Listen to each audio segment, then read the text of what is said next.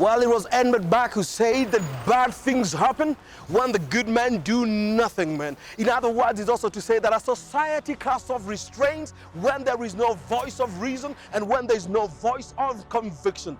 On the Goldmine show this week, we are absolutely excited just to bring a man who's been vocal about what he believes, and he's been so passionate about it that we've called him Deputy Jesus, man. I know you know who we're talking about. And he tells us, man, conviction is not just about what you hold on the inside, but it is what you say. It is what you do. It is your decision not to stay silent on the things that truly matter, man. Today we engage with Dr. Ezekiel Mutua, who has led the Kenya Film and Classification Board as a CEO on diverse matters. He manages the content. He determines and helps us to guide what the moral frameworks would be in terms of the content that we release. We get to know the man, his journey, and why he's so passionate about what he does, and why it really matters. After all, my friend, I want to encourage you to follow us on the Goldmine Show on Facebook, on YouTube, as well as on Instagram. And come on down and let's listen to the man himself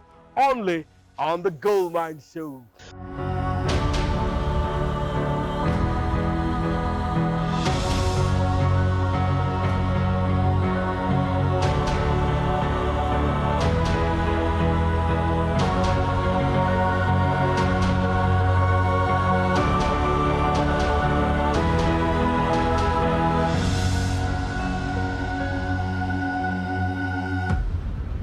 Dr. It's so good to see you, and thank you so much for allowing us to be here today. It's my absolute pleasure. It's so good to have you on the Goldmine Show. Absolutely. Yep. I thought I'm a god. You are a gold mine. A gold mine. You are a gold inside of you. Not even the gold. No, you are a mine. Inside mine of you itself. is greatness. That yes.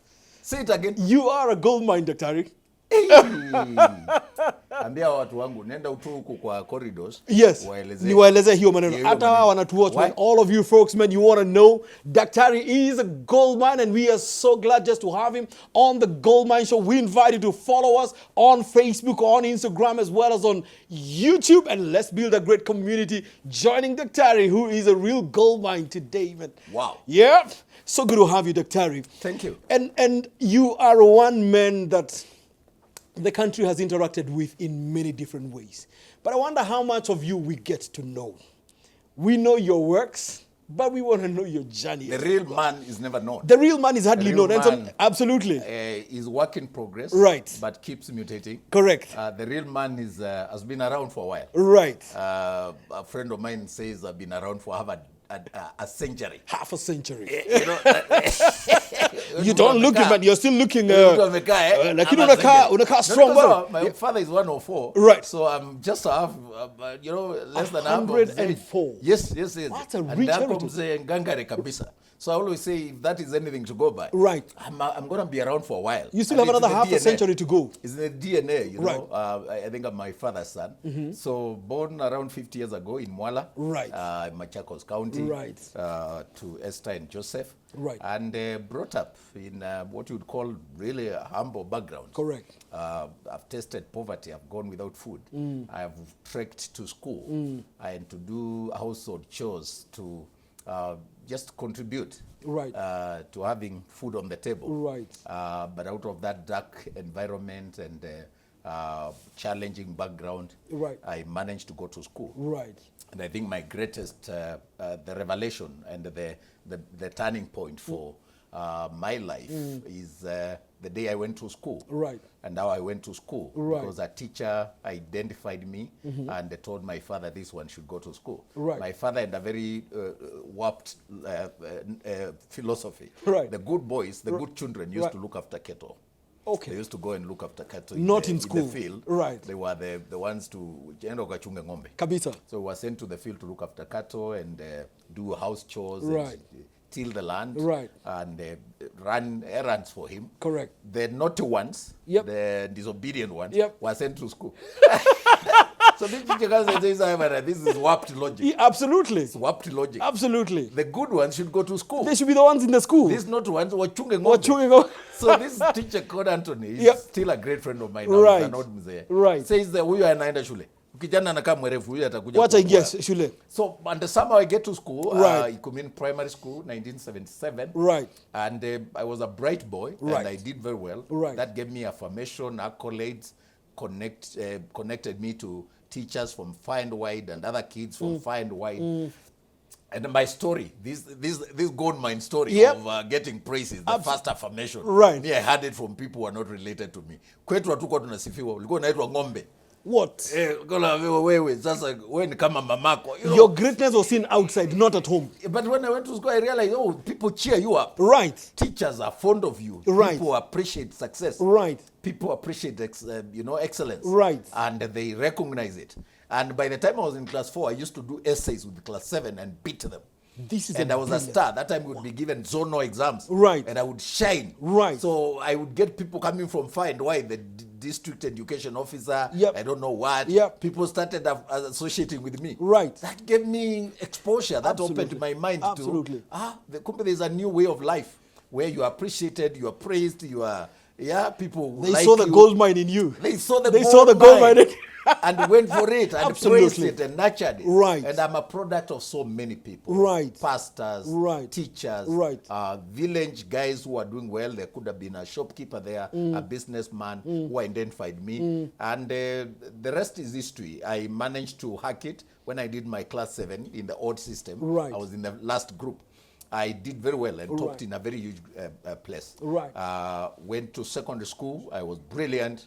I did very well, and I went to secondary school, ended up in A levels. I was the school captain. And Was that still in senior Machakos? chairman. Yeah. Right. I went to many schools that are not in Google Maps.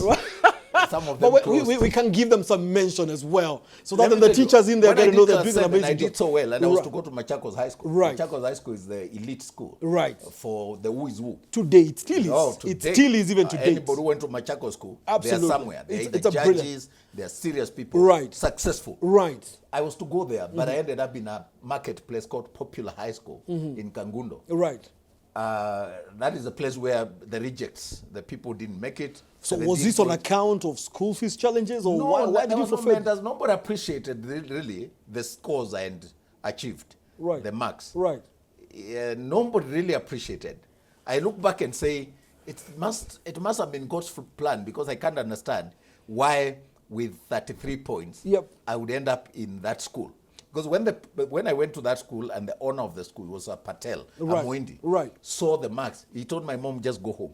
This He kid was is very happy to have you there. He couldn't believe. They had to cross-check. Right. And when they realized I had passed so well, Yep. I actually ended up schooling in that school without paying a coin.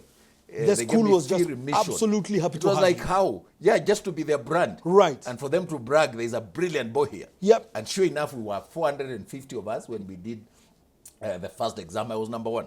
Wow. So I became famous. Right. I became famous. You're in the entire cream de la Kangundo. That cream. school is in Kangundo. Right. And I became famous. By the time we did KJSE, which was a bridging exam in Form 2, I felt there was no competition because I was number 1 throughout. So I transferred myself to Mwala Secondary with my marks again. No parent, no brother, nobody. On my You own. decided you need some competition because you're not in the right place. This environment is not challenging you at all. I've been number 1 throughout. Yep. And remember, my goal was to go to university. Correct. And God gave me some maturity when I was too young to know that you needed competition. Right. If you benchmark with Popular High School, Yep. and there are guys in Machakos High, in Tala High School, Kangundo High School, those were the best schools around there.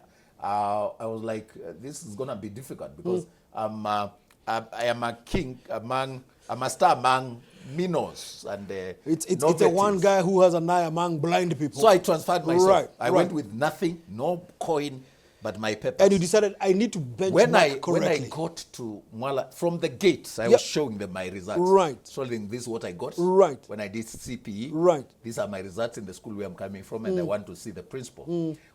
Fortunately, the day I went, he was in school. Right. And he managed to see me. I was very courageous. Right. I learned the ways of the world. Right. Poverty is good sometimes. It teaches you to negotiate your way around. Right. For people to open doors, for you to be polite, to use good language, Right. to be disciplined, to look polite, and Correct. to dress the part, even if the clothes are tattered and you're mutumba, Yep. but you dress well. Absolutely. So when I went there, the doors opened, I got in. I said I wanted to see the principal, and he was alerted about a young boy here who has come from a school in Kangundo who wants to see you, and he came out, and when he saw the results, he told the secretary, she was called Esther, like my mother. This principal was called Peter Kituku. Peter Kituku. Right. He said, register this boy at once. Immediately. We are having him on board. So I said, sina uniform, sina nini. I said it doesn't matter. It's an issue. issue. Uniform. Right. Aliangalia hizo result, he could also not believe But it. it's interesting, Dr. So you have left a school which you have been given a free, yes, a free scholarship. I mean, Form 2 now, Yep. you know, that time there was huge famine. When I went to Form 1, there was a huge famine in Okambani, terrible, severe. And there was no harvest, it had not rained for a while. We were people depended on cash crop and youths from the farm. And but 2 years down the line, the situation had changed. There was bumper harvest, and I was counting on my mom can sell a few things. My dad was a different story. We'll come to him. Yep. The story, my early age, it's about my mom. Because Right. my dad was polygamous, and his priorities were different. They were different. Yeah, it's my mom, Yep. because my mom was somehow, God gave us some religious spirit, Right. that made us see things differently. Right. So she was very committed to her children. Correct. And because she had also gone through hardships, she's one of the most resilient women I've seen. Wow. So she was committed. So I knew she was very hardworking, and I knew with the rains, she was able to get some youths Right. from the shamba, Right. and sell some beans. And she could And sure enough, it worked. She Right. agreed with that plan. Right. But the day I appeared in Mwala Secondary and told Peter Kituku, who was the principal, my situation, he also committed to help. Wow. In fact, I went with my colleagues not too long ago and visited him in Makueni. He's At now least retired. you went back.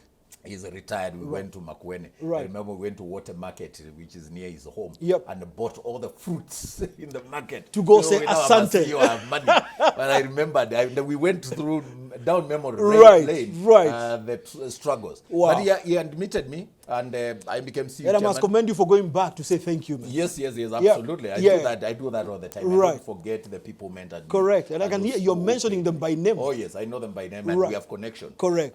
So I started there in Form 3. Right. Remember, we were doing a different syllabus. Right. So I was late by 2 years. Right. Because ours was geared towards Form 2, and you do an exam. The other guys then started Form 1. So when I went there, I had to make a decision to drop some subjects. Correct. Because I was late by 2 years. Right. And go with the ones that I was good in. Right. English, Kiswahili, CRE, history, so on. So I ended up becoming a journalist. Right. So and that was a funny decision, because I told teachers I'm not interested in chemistry.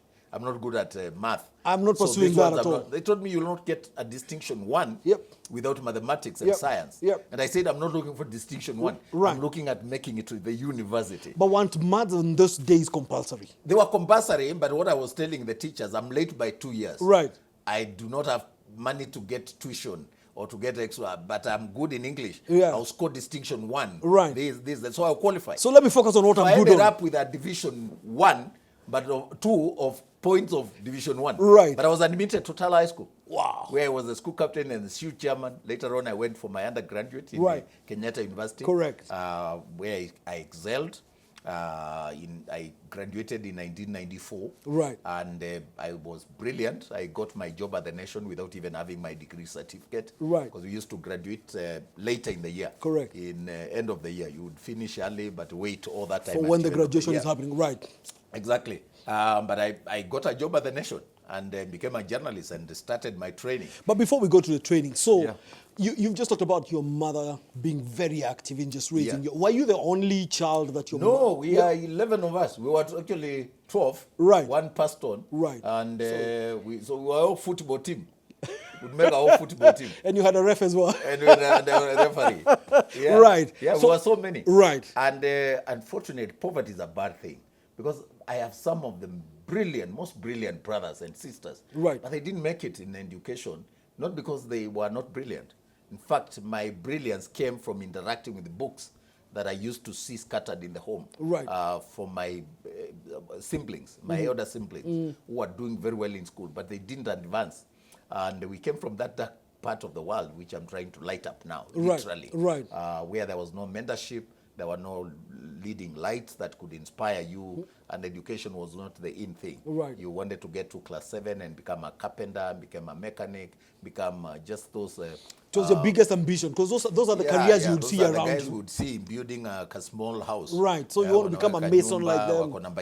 Right. So those were the models. Right, right, so right. my brothers were not quite inspiring, but they were very brilliant. And the brothers and sisters were so excellent, so disciplined, so hardworking to date. Right. But they didn't go very far. Yep. I was the spell breaker, because I'm placed at the middle. The ones behind me, at least have tested education and are exposed. You sound like you're the firstborn, Some of them are Dr. doing very well. Actually, I'm the chairman of our homestead, but I am the fifth born. Oh, you're the fifth Yeah, born. I'm the fifth born. Okay. I'm placed right at the middle. Right. So I have some above me, and Right, others, and others that followed you. number. You're But right. the ones after me, when I got my job at the Nation, Right. at least I tried to reach out and see how do I contribute to education. I had seen the beauty of education, Right. the exposure, the education is an equalizer. Right. And I seen that Right. because I could relate with people Yep. who I would otherwise not relate to. Right. I could see people who could see the Goldmine in me. Right. When I was in Kenyatta University, I could relate even with the Vice Chancellor. Right. I had the opportunity even to go to State House and to give a speech in State House. While And a student in KU. Yes, and the world was opening up for me. Wow. In between, I used to teach in Mwala Secondary. Right. And I had gotten 2 of my sisters to register there. In fact, I used to pay their school fees with my salary. As so you I was teach them. teaching Right. to pay their school fees. Right. And nothing more. Wow. Because I Wow. was earning, I think, 900. I think I was, my salary was 900. I think by the time I left that untrained teacher, Right. sort of, Right. I was earning 1,900. I was among the best paid. Wow. Yeah. And you could afford to pay for your 2 And sisters I at the could same pay for time. my 2 sisters, and Right. nilikuwa nimeomoka. Yeah. But then when I went to KU, boom, Only came, call that time we used Momoka. to be paid 5,000, Right. 5,380, 5,380. Right. It was a lot of Yeah, money. that was a lot of Can money. imagine if you're earning 900 as a teacher. And you suddenly go to now 5,000. you get 5,000 It's a per lot. semester. Yep. But in between, it was scrapped. And Right. we started paying fees, and we rioted and Right. banned. Some kids banned the universities. Me, I was in the CEO, of course. I was not. So in you are the not party to those ones. rioting. Right. Yeah, but life became so hard. Right. So when I finished, Yep. although I had qualified to go for my master's in KU, I could not start immediately. I started looking for a job. Right. Because I knew if I continue, I may succeed, but succeed alone. And the rest of the family will remain poor. So I wanted really to get something that I could get my mother a house, Yep. build them a house, Right. educate my siblings. Right. And I tested the beauty of education. Right. So I was really determined. So I got my job at the Nation and immersed myself into it. And I did very well. And I worked there for 9 years. Right. I had not gone for my master's degree. I didn't even have a degree. For 9 years, I worked at the Nation without producing Without my producing your certificate. They just went by recommendation letters, very good recommendation letters. And my work and the quality of my stories. Right. And they But you know, believed in you me. say something very important, and especially because of your siblings. Yeah. The fact that then we didn't have role models Yeah. within community that would be inspirational towards something great. Yes. And today I see a lot of this. I mean, we all come to Nairobi, we work very hard, we stay in Nairobi, we hardly go back to inspire other people and tell them, and there is something greater than this. Yeah. You know, if God opens a door for you to see the light, Right. please go back and open the door for others. Correct. Go back where you came from. Right. Be a Nehemiah. Yep. Go back and build the walls of Jerusalem. Right. Don't succeed alone. Right. The problem with us Africans is we want to succeed alone. Correct. And then we were ashamed of where we came from. Right. Me, I built for my parents the exact place where I was born. The exact location. There's a neighbor who said he will not amount to anything, and I wanted to prove to him that so I built my mother a nice place. Right. Where she enjoys life. Right. Now she's aging gracefully with my dad now. Right. They later reconciled, and my dad had gone very far. When I finished from 6, I went looking for my dad and brought him back home. I actually read the story of Barack Obama, and I get so inspired because somehow, without having read that story, dreams from my father and the struggles of Obama, tracing his roots, I did exactly that. Right. I went looking for my daddy and moved to a place called Kiambere and settled there and started businesses and married. But when I did from 6, I told because my siblings were like, we are better off without him. I told them, no, there's a place for dad. There's a place for a father. in our family. So I went looking for him. At what point did he exit for you? So that then, how old were you when I he went left? to Form 1, but so this is a 14-year-old guy. That guy, you know, to date I tell him, it's only that I can't punish him the way he used to punish us. Now he enjoys the latitude of even wanting to punish me. And he still calls the shots. Right. But I tell you, you know what you did was very wrong. Yeah. You know, ulitutesa. So namwambianga tutakukazia siku moja. Sasa wacha nipatie mama pesa mingi. Anasema hapana. Sasa mimi ndio baba. Right. Hey, he still calls the shots. But he left. When I went to Form 1. Yep. You know, there were no phones, my brother. Right. There were no, so my mom went back and got a thorough beating, and my dad saw everything and left. And I took so long. When you're in Form 1? Some neighbor, I bumped on some neighbor in the market in Kangundo. I told me, are you aware that your mom has been unwell? And I was like, what happened? Hey, kulikuwa shida kidogo juu ya hii mambo yako ya shule. Sakaliza kulikuwa shida gani? So I traveled back home, and it was long, 50 kilometers by foot. Nikapata kumbe mama alichapwa na mzee akauza kila kitu, and there was nothing really worth selling furniture. Mzee tu nini akaondoka na akaenda kabisa, na tulikaa miaka mingi sana bila yeye. But when I finished Form 6, I was like, we need him back. We need to get the family together. And I went for him, and by God's grace, somehow I talked to him. He embraced me, and he came back home. I did a major mission to get my father back home, and he came back home, and now they are aging gracefully with my mom. He's now so proud of me. But they he had moved on, and on TV. Yeah. Anasema, that's my son right there. That's my boy. Say, no, that's my boy. Yeah, that's my boy right there. In Kikamba, right. This boy with a lot of pride. Talking on TV. Right. My son. And ananyamazisha kila There are times mtu. when he tells me, send me 2,000. Yes. I want to go to the market Right. and terrorize the neighbors. Buy them beer and terrorize them. These days he does that. That is even during COVID. He tells me, I've not strutted them for a while. Yeah. 2K. Unatumia yeye. So he goes to the market and meets them outside. Anasema chafua hii meza. Market. Chafua. Chafua yote. Yeah. And then he says if there is a TV here, you bring it. You'll watch my son. He will be coming on TV. He is very proud of I it. know, man. Must be very. So the message is you were asking about going back and mentoring. Yes. The people and giving them something to aspire to. Start some projects there. Right. Yeah, just inspire them. There are so many kids who need the same opportunity. Right. I support kids from some shopkeepers who helped my mother. Right. She would go there and borrow food. Correct. She would go there and borrow some money for my school fees. Right. And I still connect with them. Right.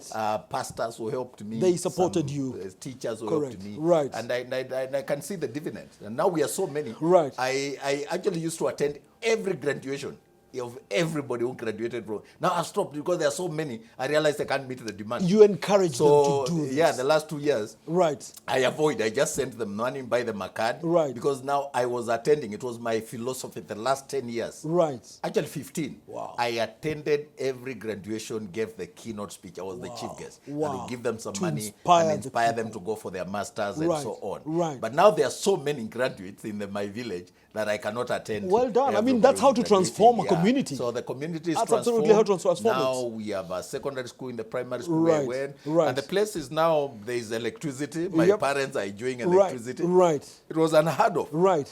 And a place was major human resource capital that is literate. Yes. And has empowered itself and all of that. Yeah. When I appear in my village, sometimes I go and clear all the shops in Kaloleni market. Right. I buy every unga Right. and distribute it to the neighbors. Just sometimes, poverty is so bad. Yep. When you get money, you should despise it. Absolutely. And show put it people where it you belongs. can make it. Right. You can make it. Correct. Yeah, you can make it. Your destiny. This place is not your destiny. Right. Where you were born. Right. You don't have to have the mentality of where you were born. Correct. There's people make money, and people can have money for themselves and to share. Absolutely. And I long for those opportunities. Absolutely. I like giving. Right. I like reaching out. Right. I like supporting where I can. Of Correct. course, you can't meet all the needs. But you must do what you but can. Do something. Do what you can. Something, and then give others opportunities. Right. Yeah, give Right. others opportunities. Right. To be able to make money and Correct. contribute significantly. But be involved. Correct. Get involved with the programs in your village. And make a difference. Mentor some young people.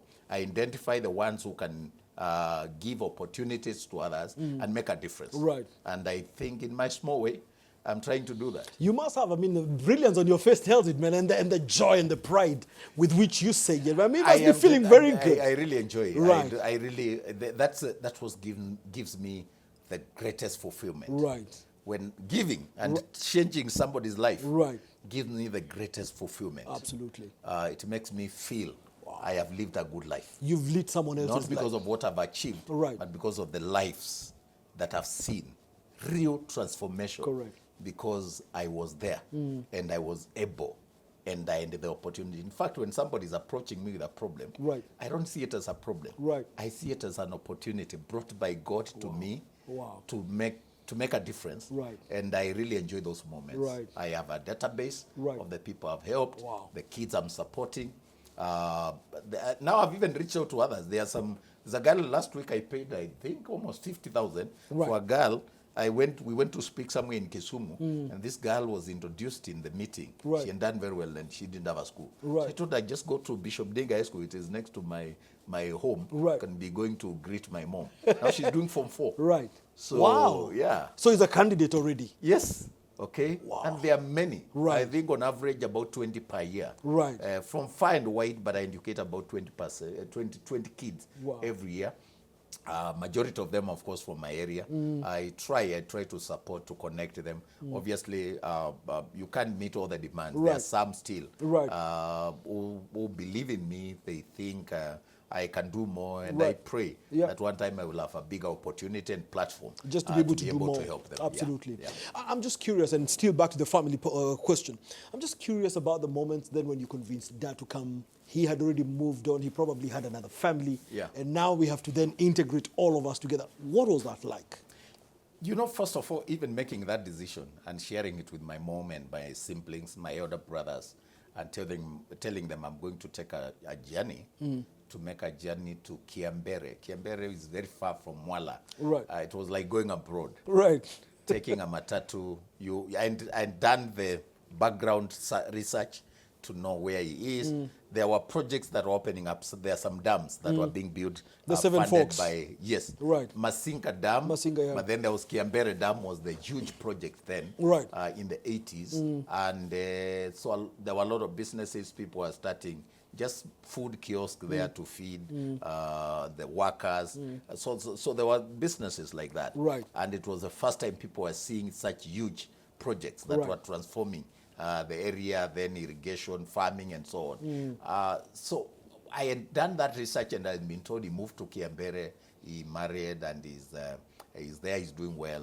And I didn't have anybody to show me where he was, and I didn't know where to begin. And I you have didn't to figure it anybody. out. I had to figure it out. Right. It was miraculous. I prayed and I shared with my family. I saved enough money, and I started the journey. Right.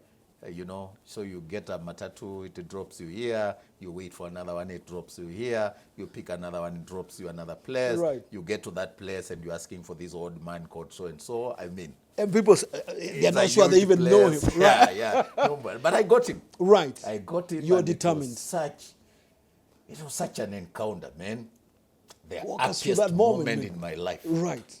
It was like seeing God, you know. It was so nice. So nice, and he took me to his makeshift home. And this is almost after 6 years of not being together. Almost 10. you Almost know. 10. He had been away for long. And he was doing well. He was healthy.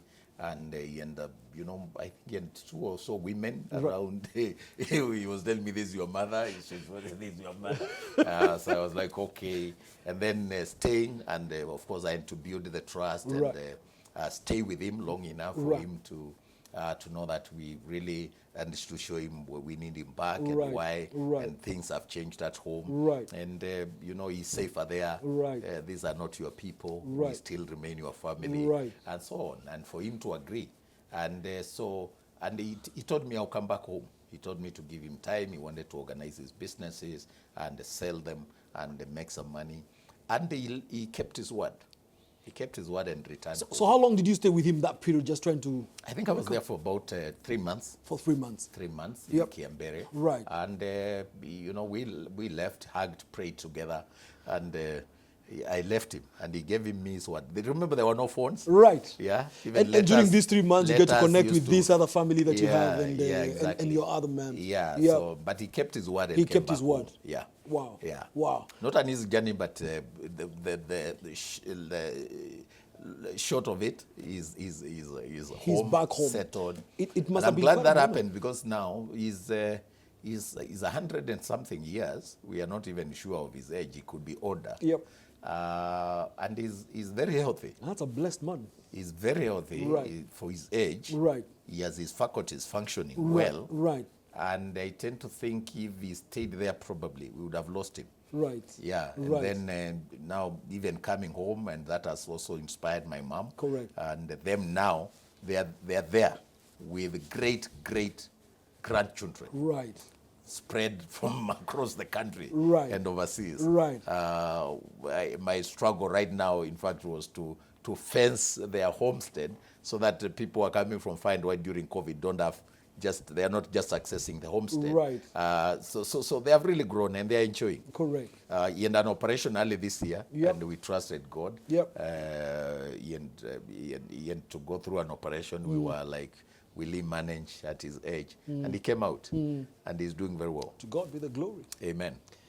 You talked about being a Christian Union leader. At what point did you meet the Lord and just decided, man, I want to have Christ in my life? That school where I went to Form 1, when I missed Machakos High School. The one by the I went Indian. to Popular High School. Popular High School. Popular High School in Kangundo, that marketplace. Right. One of the greatest things that have happened in my life was going to that school, Right. because I got saved. And the guy who prayed for me actually ended up marrying my sister later on in life. We became friends. You became he's friends, my and family as brother-in-law. well. He's a Right. pastor. Right. He's called Pastor Phillips Kiundu. Right. Zenge Kiundu. Right. They run the Redeemed Gospel Church in Kadhiani. Right.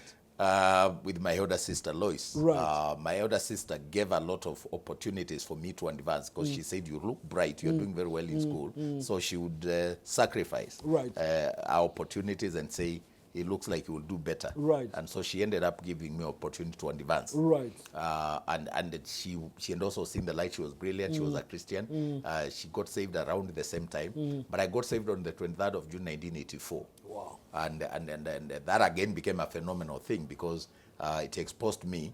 Kangundo used to be like the abroad of, Kambani. Yeah. And there was the Kangundo level 4. Yep. There were many doctors who were coming there. They were working in that hospital, clinic officers, building nice staff houses, Right. and would go for fellowships there. Yep. And this boy from Popular, this brother who got saved, Yep. can he give a testimony? Yep.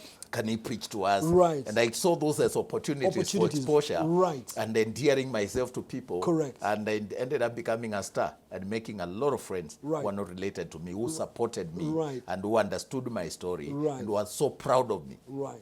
They were so fond of my story. Yeah, so that was a changing. You've been a gold that mine was a all the turning way. point. Man. Yeah. You've been a gold mine all. Yeah, absolutely. You've been all the gold. So you then finished campus and you then joined Nation Media. Yes, I joined the Nation Right. Media Group in 1994. I worked there for 9 years, but in between, same courage, same seizing of opportunity, because that's what I'm good at. I seize opportunities. Right. I'm very strategic. And that you've done all along. And then I embrace good leaders and mentors. I see Right. people. When Wilfred Kiboro joined the Nation Right. as our MD, Group MD, Right.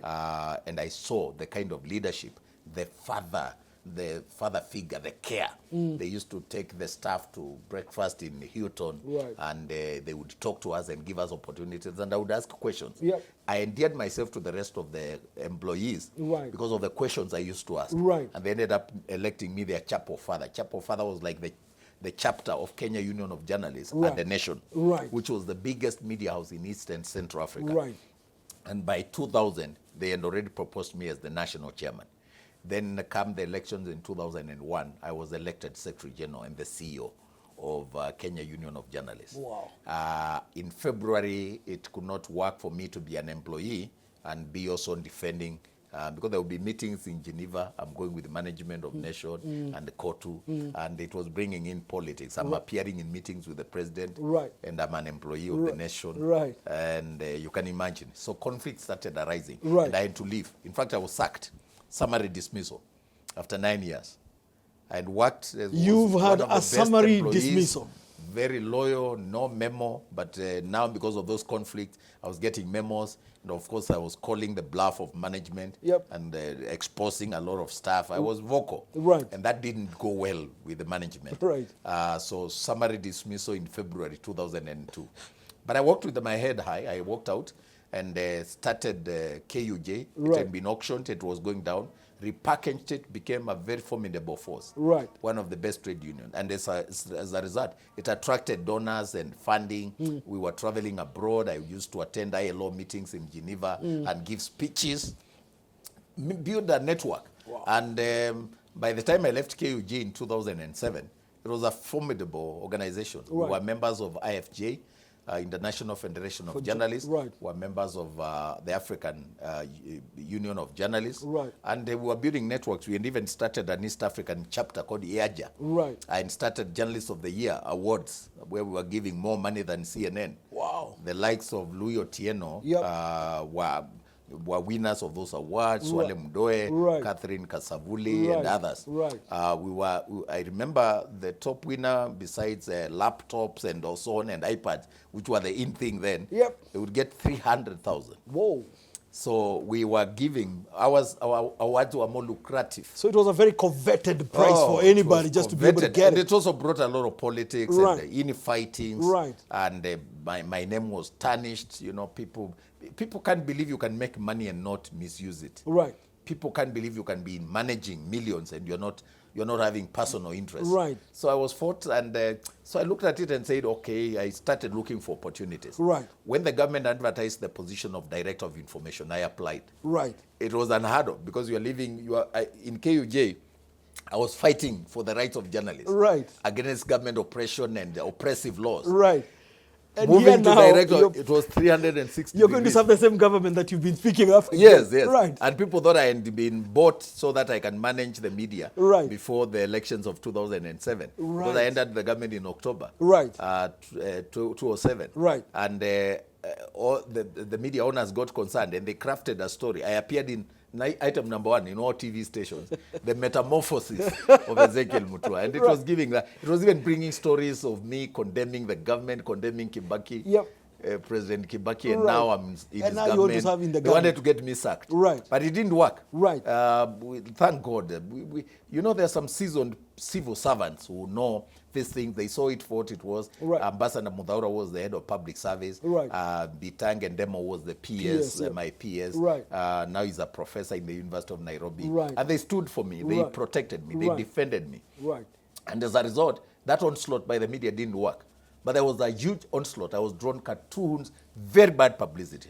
Very bad publicity. They wanted to get me sacked. But I must ask you that, what gets you to stand through moments like this? Because, I mean, some of those turbulences are heavy. They are. They are very... How do you stand and weather those nature of storms? God. You know God. This God, man. You know the stories we read about Daniel. Right. The stories of Joseph. Right. The stories of Shadrach, Meshach, and Abednego. Right. You know, people take them like fables. They are not fables. They are real. They happen today. Those miracles happen today. There are Daniels in the government today. One of them is here. I mean, I want to Calling me a understand... Goldmine. I'm a Daniel. Oh, yeah, you're a Daniel and a Goldmine. Let me tell you, Right. miracles happen even in this office. Right. I mean, if it was left to some people, I wouldn't be here today. Right now as we speak. I mean, think about it. You've been on the battle line through Right and now through. as we speak. I've been in, but you know, that happens to be the bane of our society. We praise mediocrity and we fight excellence. We don't like performance. We don't like people of integrity. We are used to cutting corners and we believe everybody cuts corners. You can't be in the government and walk upright. When you're in government in this position, people are looking at who is your godfather. And if they don't associate you with a certain politician, then they target all the missiles. They want to bring their man. They want to bring their tribesman. Right. Yeah, when you make money. Look, when I came here, nobody wanted to be the CEO here. People used to be seconded from the ministry. I came here on secondment. Nobody wanted to be substantively the CEO of this thing. Because of the fights that it No, there was draws no money, not fights. Nobody was interested. There was no money. Who knew KFCB? It was not, no, there was no money. Annual budget was 88 million. Now it is 600, and our partnerships and the assets and the net worth is 2.14 billion. Now they want it I can tell you. Hawalali. It's become a beautiful one. Sasa hizi wanataka mshahara ni mzuri. Wanasema hata mshahara ni mingi. Tunataka kuingia huko. Wanataka waingie huko. Wanataka waingie huko. And that kind of progress must have then put you into many more battles even. You know, if you are doing the right thing, right, you got to reach a point where you learn to please God and ignore the noise. And if time comes for me to go, I will go. I will go. Lakini kama Mungu hataki niende. Na wameandika sana, wanasema Ezekiel daktari amekatalia huko. Ni wangapi nimeona walikuwa wanataka kuning'oa kwa ofisi bwana. Wangapi nimefanya hii ofisi nishapata sacking letter. Waziri ameandika akaquote fake cabinet meeting. Akaandika. Yeye mwenyewe nilimuona alikaa kwa TV for a whole day actually. Alifutwa also. You know, the same fitina you use for people, inakuja kukuangamiza. It comes back to you. Yeah, and don't worship idols. I can't worship a job. Right. Honestly, I cannot worship a job. I think it would be a tragedy. Right. I want my kids to know that you can serve with integrity. I want my colleagues to know you can serve, and your integrity, your performance is what stands for you and defends you. Not your godfather, not mediocrity, not patronage, not politics. We cannot have a country like this. I can tell you we are not going very far if we allow hii kasumba ya mtu yetu. That unless your tribesmen are rallying behind you, unless you are a son of so and so, there must be somebody who will call the bluff of these guys. Right. That if you obey the law and you are patriotic to the government of the day, right, and you obey the law and you work, right, that look, the workers that we have raised the profile of KFCB. Correct. Look at the workers who are working here. Right. They are not my children. They are Kenyans. Correct. The Jubilee government should be so happy that there is a CEO where during COVID is advertising jobs, right, is creating programs, right, is bringing money, right, and ensuring that there is safety or there's job security for the staff. They're not my children, but they are Kenyans. They are feeding their families. And we are therefore contributing to the government of the day. We are contributing to the economy. If KFCB is doing well, that trajectory should be supported to continue. Because there is a likelihood that you bring changes and it collapses. And I'm not saying that I'm the only CEO who can make KFCB stand. But you know, you don't change, if it's working, you don't change it because of technicalities. Right.